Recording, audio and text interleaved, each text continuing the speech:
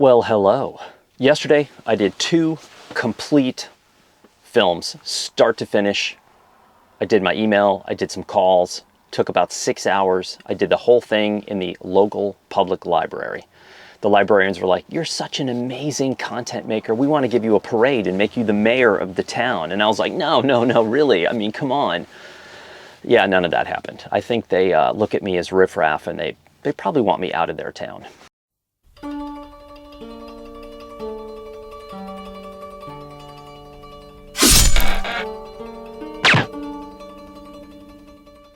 Okay, folks, we are back with yet another Q&A. I think this is Q&A 25. I have 35 questions on this list, so I'm not going to get remotely close to any of these, or all of these, I should say. And I'm going to try to do about 10. Remember, I'm one person with one opinion. If you don't agree with me, that's totally fine. Life is not about being in total agreement all the time with everyone around you. And I've got some strange little opinions about this photography game that we're in.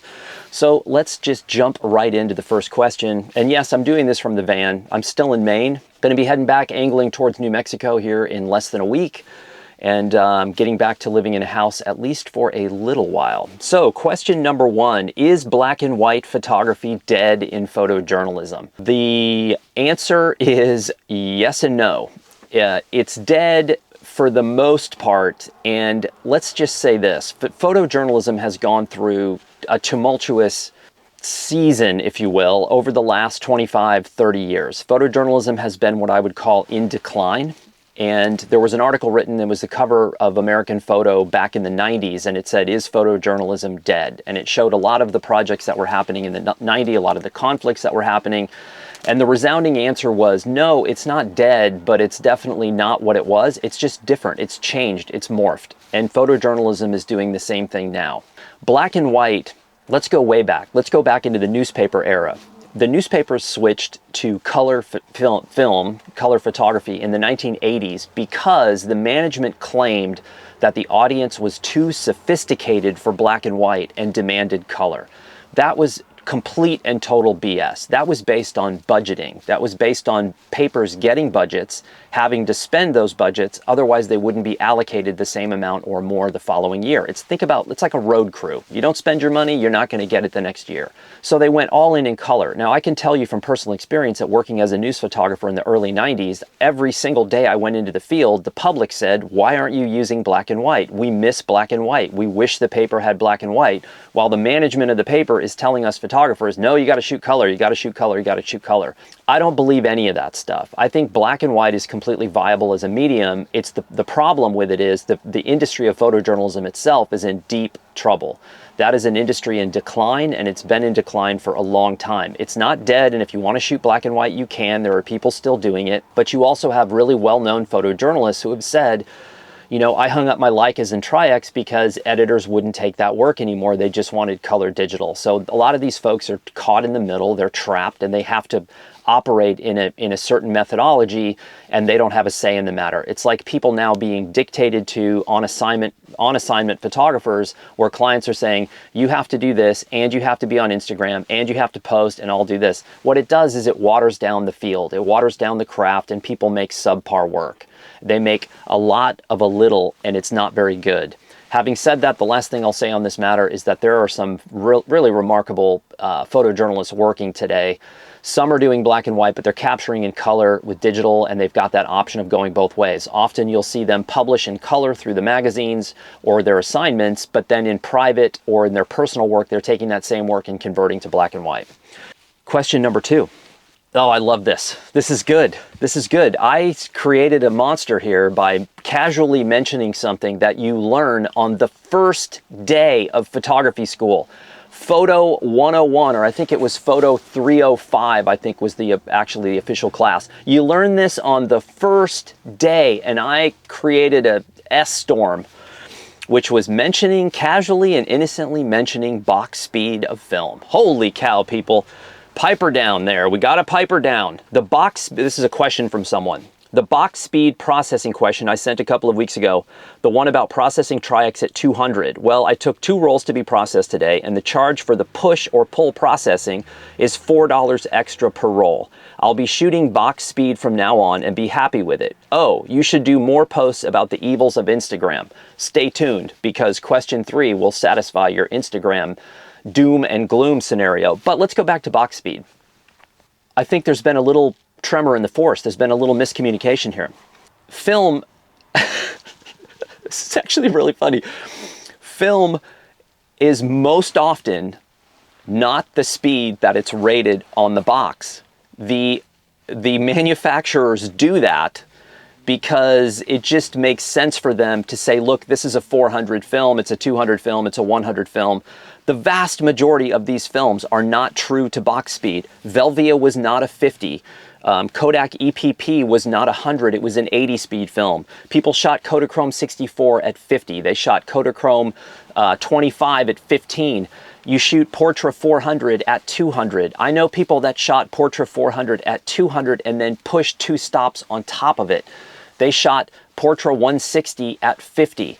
Especially with the negative films. When you're exposing negative film, you are exposing for the deepest, darkest shadow in your frame, and you are processing for the highlight. Again, this was day 1 photo school. So, to this person's question, which is a valid question, and it's probably my fault why there's a misinterpretation. If you take Tri-X and you rate it at 200, you process it normal. You don't push it and you don't pull it. You just process it normal. You don't have to tell the lab anything. You just say process it normally. What you're doing is you're giving that Tri-X negative, which is not a true 400 speed negative. You're giving it extra light to fill in those shadows so that you don't end up with a thin negative. Now, when you flip to the darkroom side of this, some people prefer printing thin negatives. Me, I like to print a perfectly exposed negative. The worst negative being too dense, or what's called blocked up, which means you cannot push, it's so overexposed you cannot push light through it from an enlarger. So if I had to err on one side or another, maybe I would take a thin negative over a too dense negative. But the goal is to have perfect negatives that print perfectly with multiple split filtering technique, which is a whole nother story. Don't get me started. So rate it at 200 or 250 or 320. And just process it normal. Just tell the lab it's normal. So you're not paying push or pull charges. The only way you would pay a push charge is if you took that same roll of Tri-X and rated it at 640 or rated it at 1600, then you would have to pay the lab to push it up to that speed. Or if for some weird reason you shot a roll of Tri-X at whatever, 25, and you wanted to pull process it, stand development, something like that. So you're close. Don't worry about the push-pull fees. You don't have to pay them. Just rate it at 200 and process it normal. See, we're making progress, people. Got a package, people. Okay, he said I should do more posts about the evils of Instagram. Every single day in the news, there is a story about Facebook violating some ethical, moral, or legal situation globally. It shouldn't take me at this point in time, after Instagram has been around this long, to say anything about it. If you are still on the platform, you have come to grips and made a deal with the devil to say, look, I'm looking away from all of the impropriety. I'm just going to ignore it. I'm going to pretend that that doesn't apply to me, that it's not happening to me, that I'm not part of the problem, and I'm going to continue to use this platform. If Instagram is not so bad, why, after their declaration a few weeks ago of becoming a video platform, not a still platform, and all of this great exodus that we hear about of photographers going to Twitter, which is idiotic in my opinion, and a lot of people saying, okay, that's it, I'm up in arms, you know, we need to develop a new app because Instagram doesn't have our best interest at heart. They never did. They built the platform to exploit human vulnerability. That's what they did. And you know what? It worked. It was a laser-guided, cellulose-encased smart bomb that hit the photography industry, and basically it went straight through the industry to the foundation, and it vaporized the foundation of photography. And photographers stand around acting shocked that the value of work has gone down, that no one wants to pay attention. Gee, I wonder why. So, hey Dan, this is Josh from Nashville. This is a good question. And it involves a little more than just Instagram, and I totally get where this person, Josh from Nashville, is coming from, because it is a legitimate question, and this is the moral of this question, which is question 3, is long play, versus short play.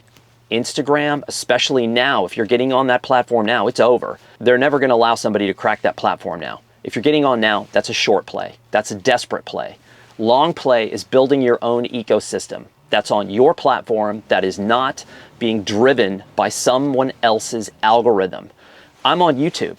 I could very easily go down that rabbit hole and live my life based on the YouTube algorithm. I see people doing it every day. I saw a very famous YouTuber talking about this recently, about what it did to his life, getting up every day and scripting Act 1, Act 2, Act 3 of his life because he's trying to fulfill an unfulfillable algorithm that sucks more and more and more out of you.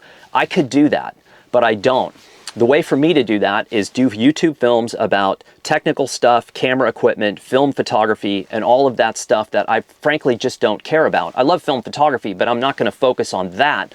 I'm going to focus on the imagery. I'm going to continue to do road trip films and adventure films and all of the other things because that's the life I want to live. I'm not giving myself to the algorithm. So Josh's question is basically he does not like Instagram and he hates it. He wants to get off of it, but he also realizes that he's having trouble getting people to his website, that he feels like the only way that he can get people to his website is if he uses Instagram to then send them there.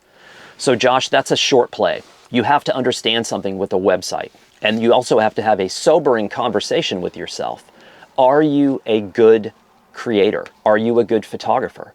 Are you worth someone's time and undivided attention? And the answer to that may be no. You might not be good enough at that point to really sustain people by going to your site. But that's the goal, is to get good enough and make good enough work that when people come to your site, they know they're getting something they're not getting anywhere else. And you want to build your website following one.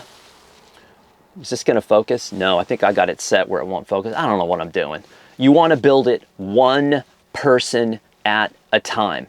These are not bots. These are not random people flip, flip, flip, flip with their thumb, liking every third photo. That is meaningless, dumb. We all know that now. The website following, preferably you do this with an email newsletter once a month, is that you are building one at a time. You're building a relationship with actual people who have a vested interest in you and your work, and that takes time. Everybody's in a hurry now.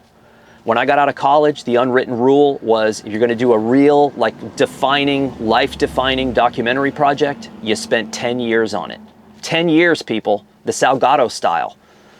Now, people are spending a couple of days, and then they're marketing that work for 18 months, relentlessly, badgering, nonstop, just buffeting people with subpar work, saying, look at me, look at me, look at me. It's crying wolf all day, every day. And at some point, people just go, you're not that interesting, you're not that good, I don't want anything to do with you. And so you want to create great work. Try to follow me here, Fletch. You can't run the headline and then not run the story. Really? Why not? You want to build great work, and you want to build a following. I even hate that term, following. It means, it almost feels like subservient, like people are behind you. You want to build a community, a group, a support group, a group of friends, a group of people simpatico who are on the same page. And you do that one at a time. And that takes time. You have to be patient. And then just my advice with Instagram is to delete it today. Is this thing focusing? I don't think it is. I think it's focusing on the background. Now is it focusing? Nope, it's focusing on the background. Okay, I had a little breakdown there. I just vented an epic rant in the van because I thought I blew the focus. But I think it's relatively okay. It's dark in here, it's loud. Don't expect much from me. Okay, hi, my name is Brandon. Hope you're doing well. I follow you on YouTube. I recently watched your Advancing Your Photography films on how to do long-term projects. I was intrigued by your concept. This is question 4, by the way. Did I mention that? This is interesting. I was intrigued by your concept of attached and detached photo projects. If you don't mind, can you do an in-depth video on how to do long-term detached photo projects? I personally don't seem to have passion for an attached photo project.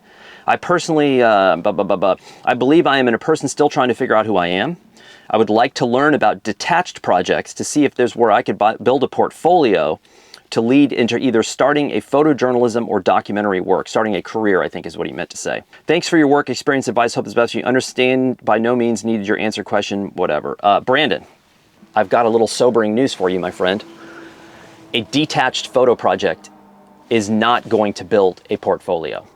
It's not. Detached photography is not enough to interest people into giving you a career in photography. That comes from attached projects. If you look at every great photojournalist, every great documentary photographer, male, female, old, young, they are attached photographers. They are very, very vested in that work. Otherwise, you just don't create work at a level that you need to interest anyone that would give you assignments to make a career.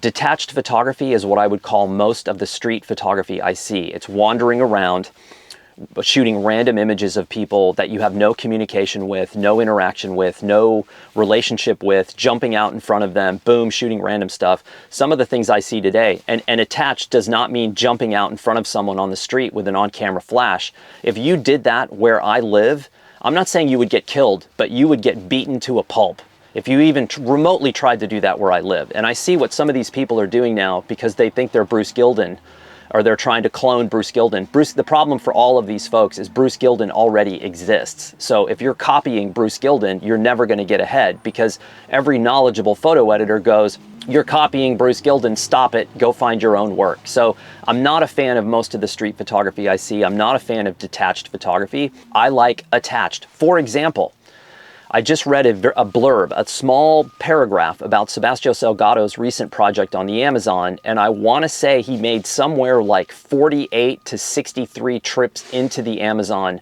to make those projects for weeks, sometimes months at a time. That's called an attached project. And guess what? When it comes out, it's going to get 100% of my attention. Detached is just, there's no point in doing it unless you're a hobbyist and you just are kind of lazy about the whole thing and you just go, I want to go out and take random photos and then go home and spend my afternoon in Lightroom.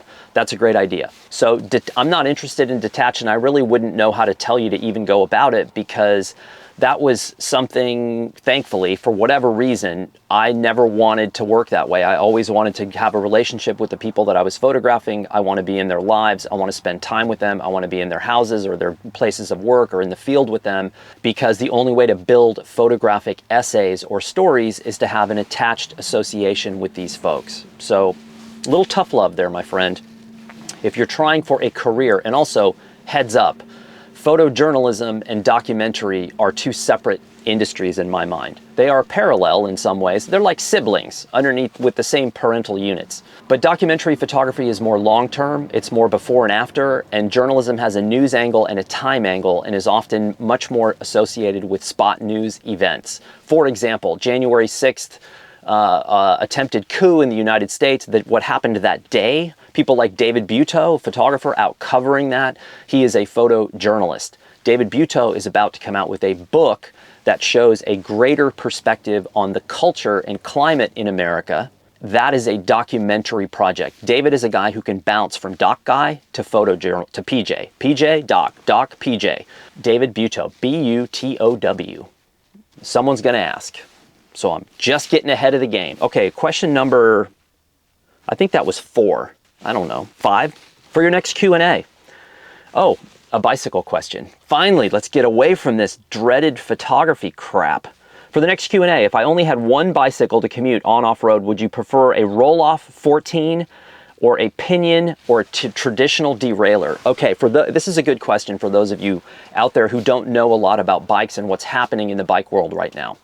One, the demand for bikes due to COVID is through the roof. That's exciting. You hope that the residue of that stays around post-COVID and that people continue to utilize bikes more so in their life than they were before. I'm not holding my breath here in America, but maybe someone else is. They're blue in the face. A lot has changed in bike technology. A roll-off is an internally geared hub that comes out of Germany that fits in the rear wheel, and it has 14 speeds, I think. There's multiple kinds. I think there's an 8-speed, a 10, 12, 14, something like that. Don't hold me to it. But the gears are all sealed in an oil bath inside, so it's impenetrable to outside forces for the most part. And so you can run a chain, or you can run what's a carbon fiber belt drive on these bikes. And a roll-off is good for tens of thousands of miles. It is very, very low maintenance. It is very durable. The only downside would be its weight. It's heavy. There are a little bit of sort of issues with it from time to time. Certain gears make noises, But there are people who are literally circumnavigating the globe on their bicycle who have hundreds of thousands of kilometers on these hubs. They're incredible. I thought about putting one on my Salsa, but I would have had to cut the frame, and I wanted to use a roll-off with a belt drive, and to do the belt drive I would have had to put a splitter in the frame, which means I would have had to cut the titanium frame and put a little latch in there so that I could get the belt through, and it was so expensive. It was more than the cost of the bike. Initially, I said no way. A pinion gearbox was built by a Porsche engineer out of Stuttgart, and you're starting to see these in bikes like the Priority family of bikes. These are very cool. The pinions run also a carbon fiber belt. And for those of you who don't know about the carbon fiber belt, it has almost no maintenance. It's much lighter than a chain, and it's much more durable. It lasts a lot longer, and it's really good in all kinds of inclement weather. A friend of mine in Santa Fe has one. It is a very slick system. The pinion is also an internally geared box. But the frame of the bicycle needs to be a frame that was specifically built for the pinion. So with a roll-off, you can put those on a lot of different kinds of bikes. Or if you had multiple bikes, you could switch the roll-off from bike to bike. But a pinion has to be built into the frame of the bicycle. They tend to be a little expensive, and the thought is if something catastrophic happens and you're in the middle of nowhere, you're hosed, because who's going to fix a pinion gearbox? The same could be said of the roll-off, but again, the track record of these devices is fantastic. And the last part of his question was, what about a classic derailleur? I have no love affair with the classic derailleur, and I think my laptop is dead. Oh, that's nice. That's nice. That's really nice. That's just awesome. This had a full battery. Oh, Apple. Oh, this is a complete piece of garbage. This last gen Intel laptop. Oh my God. No, no, no, please. I just charged it. Oh, I really don't like this laptop. I really don't. I don't. It's dead. It's dead. I can't see my questions. Oh, man. Well, I guess we're going to end this Q&A at 5 questions, because this piece of junk laptop, this is a 13 last-gen Intel. The battery has been bad from day one. It overheats. It has no processing power. It won't do basic tasks. This thing is a piece of junk, and it's just really ticks me off and annoys me, the luck I've had with Apple products. Having said that, the new 14-inch MacBook Pro M1X will probably be on my shopping list as soon as it comes out, because this one sucks so bad I can't use it. Well, people, oh, wait, oh, there was life. Hang on. Nope, there was this glimmer of hope. There was a screen, there was a, oh, and I got the Apple. I got the Apple now. I got the Apple. It's gonna reboot now for the 700th time today. Okay, let me just type this in. Here we go. I'm not giving you my password, because you jackals will be in my account. Oh yeah, rebooting. How about I told you about my Leica mount for the Sony? Have I told you about my menus and how I set the menus in my Sony A7C? How about my Fuji X-T4 and how I prefer to set the menus? Da, da, da, da, da, da, da, da. Yeah, this thing's lightning fast on the startup. How about we read War and Peace while I wait for this laptop to start up? Still going. Still going. Still going. Ooh, screen is dimming and flickering as we speak. It's dimming again and flickering. And now it seems to be stuck on the upload. Boy, this is lightning fast. Oh, okay, okay, okay. Think positive. Light a candle. Light a candle. Light a candle. Come on, light a candle. Oh, oh, oh. I've almost got Microsoft Word open. There we go. All right, we're back. Now, I would say if I had to choose one of those gearbox scenarios, I would, man, it's either roll-off or pinion. One of those two. But it would all depend on the bike, because I need a specific kind of bike. I love my Salsa Fargo tie with the drop bars. It works for both a combination of road, gravel, touring, everything I need. That is the exact geometry of the bike that I like. What I would like to have, and this is where the classic derailleur would come in, I would love to have a fast, lightweight gravel bike, because I'm getting opportunities to ride with people on longer rides. A guy I met in a parking lot in Portland, Maine was like, hey, we just did a 150-mile ride over here. Now we're going to do this right. I was like, oh, but my salsa is loaded with packs and stuff, and it's too heavy, and I'm running 45. So I would need something light, fast, more gravelly like that. But again, I want a toilet made of gold. It's just not in the cards. Question number 6, 7, whatever it is. I'm going to ask a question you'll hate, but I'm going to elaborate. Oh, that's interesting. I'm asking you, why do you use the lens you use? I know you like the 50 or 35 on a Fuji. You also use a manual lens a lot, which is odd, at least to me, but that's not the reason I'm asking. You said small things here and there. That is the shortest focal length that gives compression. Also, why I assume you said small chip and didn't care for the X100X or X100, whatever that is. Can you elaborate on that? I know that compression is, I know what compression is and when I use it or not specifically in certain places, but I don't think I can see a compressed focal length that you've sort of mentioned. So why do you choose that? What are you looking for and why are you looking for it? I'm sure I've botched this question completely, or I didn't get across what I'm looking for, but I gave it a shot. I'm trying to learn to see in a more photographic sense, if that makes sense to you. Of course, totally makes sense. What would really be nice if this snapped into focus and not on the bed? How about that? How about that? Why is it doing that now? That's interesting because this thing is normally like right on. There we go. You see the technological challenges I deal with. I like a 50 mil. A 50 mil is a discipline lens in my mind. It took me a long time to learn it, years, and multiple 50 millimeter lenses. I like the 50 compression wise because it's just a long enough focal length where it seems to pull foreground, midground, and background slightly together. If you use a 70 to 200 or a 300 2.8, that compression is extreme. You can obviously see it. It makes it look like the things in the background are right on top of the subject. That's one of the reasons why people love 300 2.8s. You shoot it wide open, you get isolation on the plane of focus, but then you've got this massive amount of compression. It's really fun. The 50 is the first focal length in my mind that starts to give you a little bit of that compression. And I like it because then it's a chameleon lens. I can shoot it wide open and isolate on plane of focus, but then if I need to compress, I can shoot it f8 or something and I can just get a little bit of feel for that. And I've showed a couple of images in my notes on photography where I do that and I talk about that. That's why I choose to use a 50. The wider you go, in my opinion, the sloppier you can get. Because wide field of views, especially from 28 on, 28, 24, 20, they look exotic. I have a 20 millimeter on this camera right now that I'm using for the filming and I use it for motion, but I rarely, if ever, would ever shoot a still photograph with a 20 mil, even a 24. 28 would be the only focal length that I would be starting to get interested in. 28, 35, 50, those would be the three. And so that's why I use the 50. I hope that was helpful.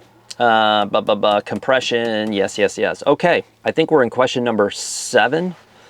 Let's see. Hello, Daniel. I have a question for the future Q&A that's happening right now. You mentioned in another video that you're shifting towards more conceptual work. Got me interested and I wanted to ask, how do you think about it? How do you translate concepts into images and how is that they grow into a coherent body of work? Thanks and saludos from Bolivia. Sí, yo fui a Bolivia en 1995, más o menos. Es increíble, las montañas y la gente. Es muy duro, es un lugar muy difícil para tomar fotos. La gente allá es duro. But man, I loved Bolivia. It was so great, and it's so high. You get off the plane in La Paz and you're like gasping from the second you get off the plane, and I love that. Bolivia makes you work for it, and I like places like that. Conceptual photography. I studied photojournalism. I have a degree in photojournalism. I was a knucklehead, and I was a knucklehead for a long time. I looked at art photography, conceptual photography, and I said, oh, these people just aren't good enough. A lot of the work I saw coming from the art world and the conceptual world just didn't look like good photography to me. It looked like good concepts, but then the photography would fall flat. And so I lived under that misconception for a long time. I started to meet a couple of conceptual photographers years ago, and I was like, wow, this work is really good. Got me thinking about my work. A lot has changed in the world. A lot has changed in the documentary photography world. One of the things that you have to be prepared for as a documentary photographer is litigation, is being sued over your work. This is happening all the time. In America, we are the most litigious country in the world.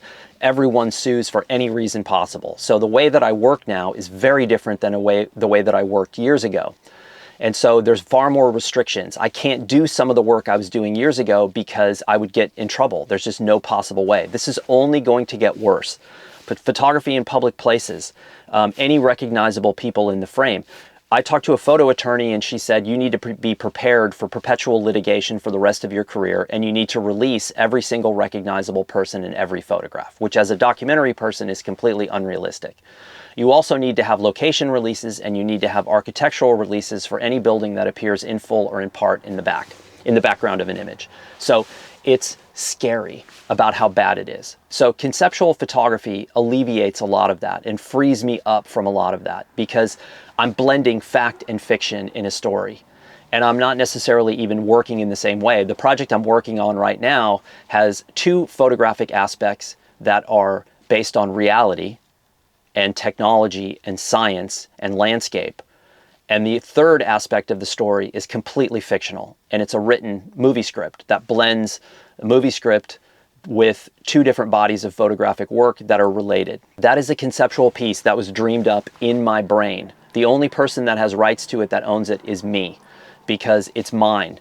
And I can do whatever I want, because I'm not a documentary photographer. I'm a conceptual photographer. I'm a fine art photographer, if you will. I'm not, but I'm sort of throwing myself under that umbrella, because now I have freedom to do whatever I want, because I'm not doing the linear documentary stuff anymore. It's actually quite liberating.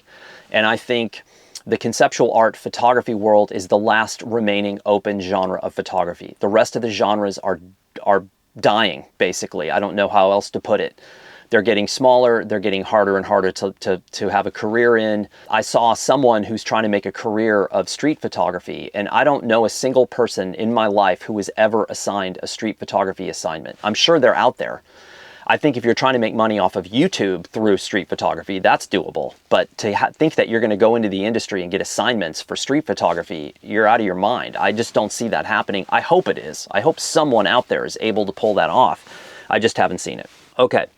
Let's see, question number 8. Let's see, got me interested in conceptual. Question number 8 is, have you ever considered working as a photo editor for a magazine? What does it take to become a photo editor now? Back then, would you give us your thoughts on that? No, I never thought of becoming a photo editor. Photo editor positions back in the day when I started, that was not something you backed into. That was something that you trained for. And oddly enough, a lot of the people who were photo editors did not make pictures. They weren't photographers. They were full-time picture editors. And a lot of them would be very upfront and say, I don't make pictures. I assign people and I edit. It's two different skill sets. I wanted to be in the field. The rush for me, the juice, was being in the field, was the experience of making the photographs. After I was done making the photos, I could care less what happened to them. If I got published, if someone saw them, great, but I don't care. My juice was in the field, was the experience of being there to make the photos, which is why I hate social media so much, because I already made these images. I don't care if you see them, and I don't care if you like them, and I never will. And so I was not built for that nonsense, where a lot of other people and a lot of photographers I came up with were incredibly driven by being published and being known. In fact, I saw photographers, well-known, famous people that I would never name here, doing incredibly unethical things to get staged photographs so that they could feed that lust of, I need to be known, famous, all of that. It was incredible. I saw photographers paying people to keep other photographers out. I saw photographers paying to stage and set up. These are photojournalists, well-known people, paying to stage photographs. Some of these people eventually got outed and are gone from the industry, but there's a lot of them. I mean, a lot of people doing this because they cannot live with not getting something. There's also been historically a lot of photographers, a lot of editorial outlets that got busted for image manipulation, things that looked a little too perfect, little not quite right, and their audience was a little bit smarter, a little bit more intelligent than they thought, and they busted them for it. So I don't have any interest in being a photo editor, and I don't feel like I'm good enough as an editor to ever speak for someone else. When I do portfolio reviews now, oftentimes I don't even look at the person's photographs. I talk to them about what it means to be a photographer. And if they have an understanding that being a photographer means you're part of a creative community that is an integral part of the GDP for whatever nation you're from, and that you have a responsibility as a creative, you have a responsibility to society to be the best creative you can. That's what we talk about. The work to me is almost inconsequential now because there's so little thought from most outlets towards the actual work. It's so metrics driven that they don't really care about the work. So I try to give people a bigger, broader understanding of being a creative as opposed to looking at their work, because I'm not necessarily a great editor. Interesting question though. All right, let's do 9. You talked about how you enjoyed suffering recently in one of your Q&As. What do you think about the Tour de France and the 3-week Sufferfest, and what's your view on Lance Armstrong? All right, I'm going to end with this question. Lance was a bully, right? Everybody knew that. But what I loved about Lance was his attitude when he first came into the cycling world. Lance was like a bull in a china shop. And I think the European cycling community needed a little bit of that. There's so much like elitism and crazy worship going on with these cyclists. And Lance comes in and he's just a bull in a china shop, just running people over. I liked that. Every single person that I was following and tracking at the time in cycling that I loved, every rider was doping, and I knew it. I was 100% sure they were doping. My favorite rider of all time, his nickname is a nickname based on the drug that he was taking to get that good. I don't care. I don't care if they're injecting steroids at the base of the climb. It just doesn't matter to me. We all knew that they were doping. It's inhumane, and impossible to ride uphill at those speeds over that time without some sort of doping apparatus. Here's my point about Lance. You knew he was lying. You knew it was going to come crashing down, and it did. But here's the upside of Lance. Lance put butts on bikes globally. Lance put so many people on bicycles that I prefer to overlook the deceptions, the lies, the bullying, all the bad side of Lance. I push that aside and I say, look at how many people are on their bikes today coming past me on this road because they got stoked and fired up by Lance in the Tour de France. So I think the positive side, this is how I choose to look at it. There's a lot of negative. Positive side outweighs the negative because I want people on bikes, and for what and if you're an American and you win, people love you, and they loved him. So, and what do I think of the Tour de France? I like the tours. I like the Vuelta. I like the Tour de Suisse. I like all of those things. Look, bike racing to me is very interesting. I'm sure there's still doping happening. I don't care. What I loved about this year's tour was Lachlan Morton's Alt Tour. And if you don't know about Lackey, I call him Lackey as if I know him. I don't. He's an Aussie kid who is a bike rider, a pro for EF Racing, something like that. EF, they wear the pink kits. He did something called the Alt Tour, which was hearkening back to the days of the early Tour de France, which were unsupported. And so he rode the entire route of the Tour de France by himself before the riders did, ahead of the race. And he rode all the transitions, including like 800-kilometer transitions from the second to last stage to the last stage. He rode something like 5,500 or 6,000 kilometers by himself. He rode the same route that the racers do, but he rode by himself, totally self-sustained, sleeping in fields, stopping in restaurants. He wore sandals because he was having problems with his feet, all kinds of stuff. And if you don't know it, it's called Alt Tour. His name's Lachlan Morton. That to me was cool. The racing itself, I'm interested in the mountain stages, not so much the flat stages or the sprinters. I want to see guys going at it in the high altitude and, battling it out, attacking in the mountains. I think the tour should do itself a favor. If you want to get average fans in, get rid of the computers, get rid of the power meters, get rid of the radios. And frankly, I would cut the teams down. I would cut the teams in half. And I want people racing from day one. And I know the attrition rate's going to be high. And I don't want people having power meters so that the guys in the cars with the computers are saying, don't push it, don't push it, you're going to go in the red, don't push it, got to stay there. I want people going in the red. I want people attacking on stage 2 and trying to get a 10-minute gap on stage 2 and see what happens. And the teams are so good now, and the technology is so good, it sucked a little bit of the craziness out of the sport, and that's what I would prefer to come back. Okay, thank you for this Q&A. This was a kind of a disaster in some ways, but I think the questions were good, and I'm going to come right around and turn this around and do another one of these because I've still got all these questions to do. Thanks again. One person, one opinion. If you don't agree with me, that's totally fine. I hope everyone out there is having a successful day, and also I hope everyone out there is having a successful feel when it comes to being creative.